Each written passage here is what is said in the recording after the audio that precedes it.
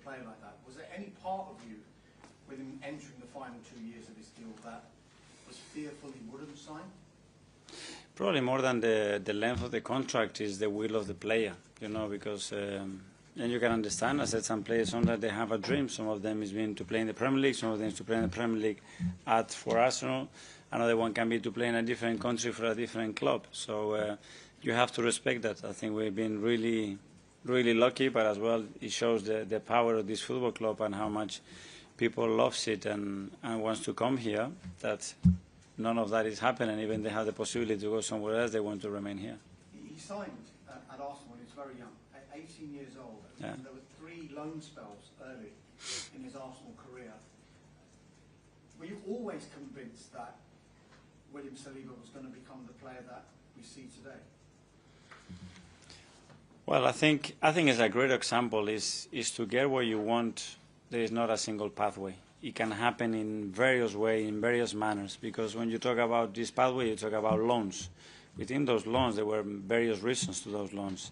There was a big injury as well that kept him for a long period of time away from football. Then when he was here, we had another serious injury. So it's a lot that has happened, a lot that Willie had to get through, and the club and myself with him as well, to get to the point where he is today. And that's the beauty of it, that sometimes things don't start the way you expected, but sometimes it's the best thing that can happen to you to get where you want to get. Just final one for me. Whenever I hear pundits and journalists talking about Arsenal, there's obviously a lot of noise outside the club. And one of the messages this season seems to be, Arsenal have got no excuses. They've just got to go out there and do it. Are you aware of this noise? Do you pay attention to it? Or how do you block it out?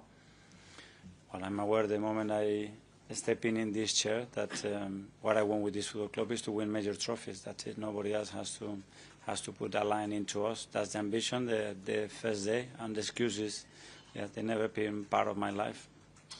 Thank you. James from CBS. Yeah. Hi, Mikel. Just like to take back to your first European tie as an Arsenal manager, which I'm sure you remember was against Olympiacos, and was quite dramatic. You have the last-minute goal against you, the last-minute goal that didn't come, and then quite dramatic days afterwards as well, and quite significant. In that time, are you thinking, what on earth have I let myself in for here? No, no, but that's the beauty of football as well. I think I perfectly remember when we scored the goal, then when we conceded the equalizer, the last chance that we have in the last second of the game as well to go through it. What happened after that as well, when COVID and everything hit. So yeah, part of the journey as well to get to where you is a good example like Willie. To get where you want to get, sometimes you have to go through moments that probably you didn't expect to go through. How did that strange sort of first year in the job change, or did it help you develop as a manager? Well, it was a lot, obviously, to swallow, coming into a massive club in the middle of the season when you never coach a team. That's already a big challenge. On top of that, everything that was happening at the football club, on top of that, COVID hits, you're not able to be in contact with your players or the club, and that drags for almost 2 years. Yeah, it's a lot, but it was an experience that I learned a lot from it, and I think it made all of us better. Simon Standard. Hi, Mikel. Hi. I know the atmosphere is a big thing for you, and one of the things we've noticed this season, obviously the tunnel has changed. There's no cover over it. I just wonder, is that something you were involved in? What was that change about, and how do you think it can impact the atmosphere? No, obviously also for a club we have always the ambition to generate the best atmosphere in the world at the Emirates, and we have the best supporters in the world, and now we have to facilitate everything, and the team has to give the right feelings to our supporters every time we play in front of them. We need to habilitate as well the stadium in the manner that we want, and we need to ignite that will that we have to play every single ball with us, because it makes such a difference. I want to play and win the things that we want to win. That's a non-negotiable. You need to have a stadium that is able to create those moments for sure. The other one I wanted to ask you was about Max, who, if he plays in any of these games before his birthday, could make history in the Champions League. Obviously, we all are talking about it a lot in these few months, but for you as managers, when were you first aware of the talent you had, and what work has gone into the point where we are now, where he could be making history? Well, the first conversation probably was with Per when we were talking about the talent and what he could see, and and feel that I could reach out the level that we needed, straight away his name came up, and then we started to look at him, and yeah, the way he's developed himself and the steps that he's taking and the speed he's taking them, it's probably unheard of. And yeah, he's fully with us. He's part of us. He trained with us, and he's got the same chances as anybody else. Can you remember what year that conversation was? I would say a year and a half, 2 years ago. James, Athletic. Hi, Mikel. Hi. I wanted to ask you about Victor Gyökeres. He was involved in a really physical game at the weekend with Newcastle. I just wondered, what was your assessment of how he stood up to that challenge, and where do you think that? What does that say about where he is in his adaptation? I loved it. I absolutely loved it how he took it. He went on board. Not a single moment when he's showing frustration. I told him, you're going to get some decisions, some others not. Stand up. You're going to have 2 or 3 players around you many moments. The ball is in the air and a lot is going to happen. But I loved his reaction. I loved the way he handled the situation emotionally, and as well because he was involved in a lot of dangerous moments that he created. He was very much involved in them. And yeah, it's a pity that he didn't score a goal at the end, because in my opinion he fully deserved it. There's quite a big sort of burden on him at the moment with no Kai. He's kind of the 9 on his own, a lot of expectation. How do you think he's handling that? In a really natural and organic way, I would say. He's a really confident boy. His work ethic is incredible. The demands that he puts in himself every single day. It's a joy to work with him. He gives so much to the team, and the ceiling is very, very far what he can still give to the team. So very happy with him.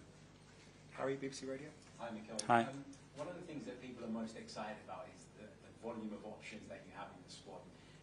On the weekend, we saw Eberici as playing a more central position, sort of close to the forward. What would you say he brings to the role that's maybe a little bit different to what Martin Odegaard does?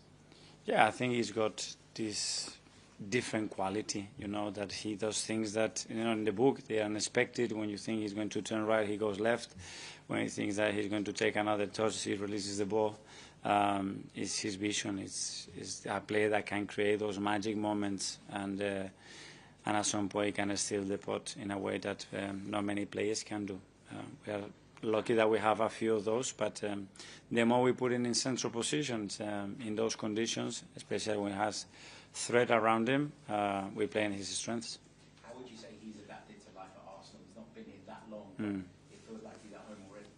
Very good. Well, personally, obviously, it's a very special character, someone really easy to get on with, super intelligent. I've been very impressed how quickly he picks things, the question he asks, and how smart he is just to navigate through a different environment. And then, yeah, the chemistry is generating with his teammates, the way he's impacting games. I think for the short period he's been with us, I think really positive. Okay, last one in the live section. First one here. Hi, Mikel. Hi. Olympiacos has had quite a positive record at the Emirates. How do you not let this affect your mentality, and how do you learn from your previous encounters? Yeah, well, because they had a really good side, and they have a really, really good manager, which I know since I was 13, because he was my coach at that period, and I know how he works. I know how efficient he is in what he does. That's what I'm saying, that tomorrow is going to be a really tough match. Okay, and finally live, David from. Hi, Mikel. Hi. Sally was part of the defense with Gabriel, Timber, and Coffee, the one you have used the most this season. What do you see in this defense, and what do you think it's making it so good? Well, one is chemistry. I think there is something about, especially when we talk about centre backs or units, that it has to exist, that it has to be a will, a feeling to play for each other, and basically to hide each other's weaknesses and promote each other's strengths. And that's an ability that they have between them, and they have developed. They like to play with each other. They love each other. And that's a massive thing when you're asking your backline to produce what they are producing at the moment. Okay, that finishes the live. We'll go into 10:30 tonight. Kick off with this one in the back. Hi, Mikel. Hi. With Saliba, it was mentioned before about how initially he went to the 3 loan spells and then came through that. He's now obviously one of your main players. If you look across the first team in the last couple of seasons, there's not really been that route where you've sent players out on loan to go young and then they've come back and then risen to the first team. Why has that particular route really not been utilised much at all since William, would you say? Well, we very rarely have recruited 18 years old in that position at that price. Across the, not just centre back, I mean across the...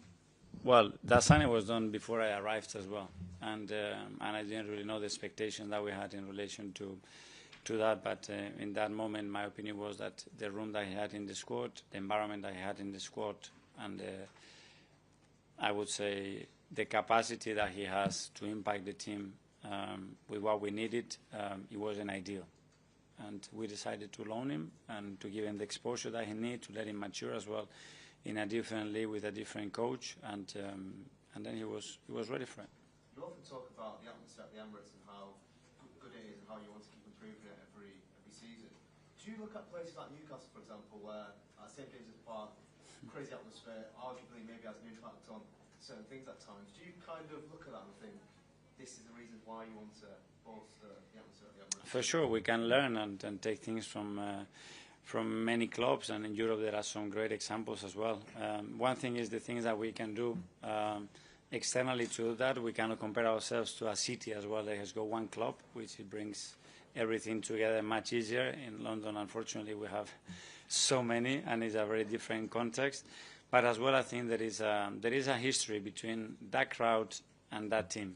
And the moment that you